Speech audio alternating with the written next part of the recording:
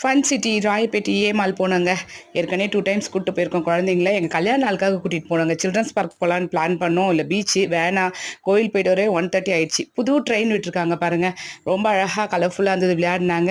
குழந்தைங்க பைக் பார்க்காத குழந்தை, ஏறாத குழந்தை இருக்குமா? பொண்ணுலேருந்து பையன்லேருந்து பைக்கு, கார் தான் இப்ப ஆசைப்படுறாங்க. சரி விளையாட வச்சோங்க. பாருங்க குழந்தைங்க தான் விளையாடுதுன்னா, அவங்க அப்பாவும் சேர்ந்து, இக்கிதாவும் சேர்ந்து ஓகே என்ஜாய் பண்ணட்டும்னு என்ஜாய் பண்ணாங்க.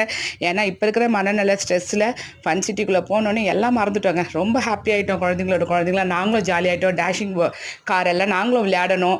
ரொம்ப என்ஜாய் பண்ணோம் அன்றைக்கி வெட்டிங் டே. ஏன்னா படத்துக்கு போயிருந்தா கூட இவ்வளோ செலிப்ரேட் பண்ணியிருக்க மாட்டோம், என்ஜாய் பண்ணியிருக்க மாட்டோம். குழந்தைங்களுக்கு பிடிச்ச இடமா போகணும், அவங்க டயர்டாக இருக்கக்கூடாது, அதெல்லாம் யோசிச்சு போனோங்க இந்த மால்க்கு.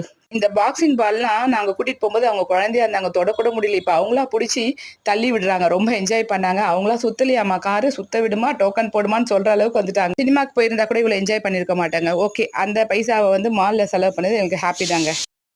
குழந்தைங்க கூட்டிட்டு ஃபுட் கோர்ட் போகாம வர முடியுமா? லாஸ்ட்டாக ஃபுட் கோர்ட் போயிட்டு சாப்பிட்டுட்டு வந்தோம்.